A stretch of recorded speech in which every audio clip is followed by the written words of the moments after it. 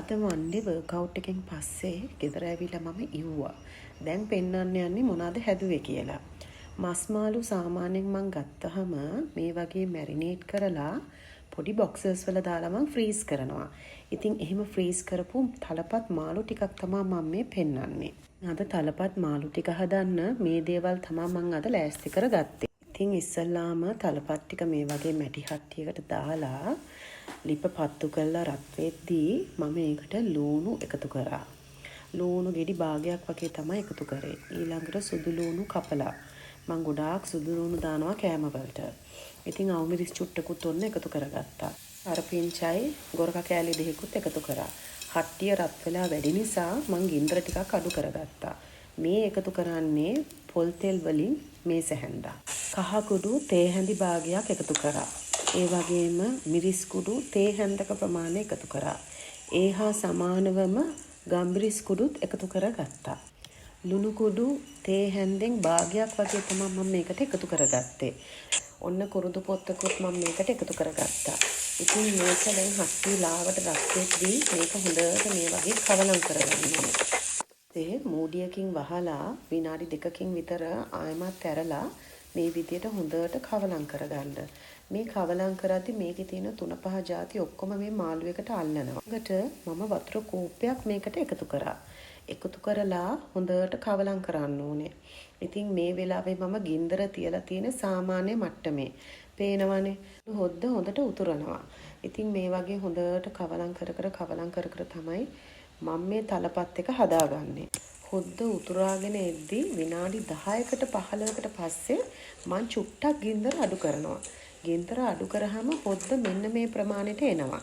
ඉතින් මේ වෙලාවෙත් හොඳට මේ හොද්ද ටිකක් කවලම් කර ඉන්න ඕනේ. මොකද මේ හොද්ද ටිකක් උකු වෙනවා. මාළු එක හොඳ පදමට ඇවිල්ලා තියෙනවා. ළඟට මම ලෑස්ති කරගත්තා කැරටුයි, ලීක්ස්ුයි, ගෝවා ටිකකුයි තෙල් දාගන්න. මම හදාගන්න යන භාජනේ රත් වුණාම මම කුරුඳු පොත්තකුත් එකතු කරගත්තා. එතකොට ලූණු කපාගත්ත භාගයක්. ඒ වගේම කරපිංචා ඒ ටික එකතු කරගෙන මේ වගේ පොඩ්ඩක් ටෙම්පරාදු වෙද්දී කැරට් ටික මම එකතු කරගත්තා. ළඟට කැරට් ටික ටෙම්පරාදු වෙන විදිහට මෙන්න මේ වගේ මම කවලම් කරගත්තා. ඊට පස්සේ මම කපාගත්ත ගෝවා ටික එකතු කරා. අන්තිමටම මම ලීක්ස් ටිකත් එකතු කරගත්තා මේකට. දැන් ඕගොල්ලන්ට හිතේ මේ එළවලු තුන දකිද්දි මේක ෆ්‍රයිඩ් රයිස් එකක්ද මේ කරන්න කියලා. නැහැ. ඉතින් මම ඔන්න මේ ටෙම්පරාදුවට කහ චුට්ටක්, මිරිස් කුඩු චුට්ටක්, ඒ වගේම 3-5 චුට්ටක් එකතු කරගත්තා. ඉතින් මේ තුනම එකතු කරාට පස්සේ මම පොඩි තක්කාලි ගෙඩියක් කපලා දාගත්තා. මොකද මට සීමලා ගෙදර තිබ්බේ නැති නිසා.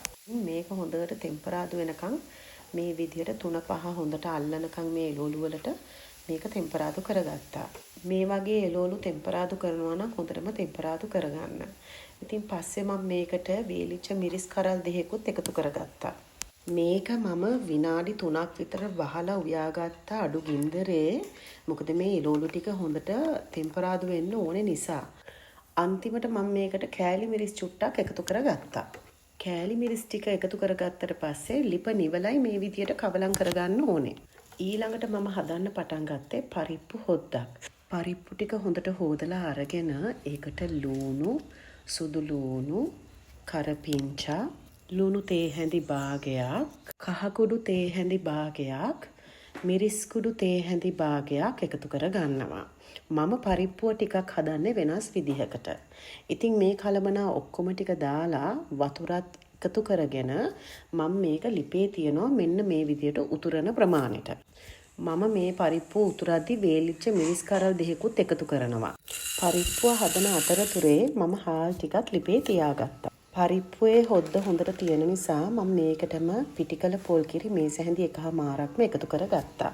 ඊට පස්සේ මෙන්න මේ විදියට හොඳට දිය කරගන්න මේ පරිප්පුවට මේ පිටිකල පොල් කිරි ටික හොඳට දිය වෙනකන්.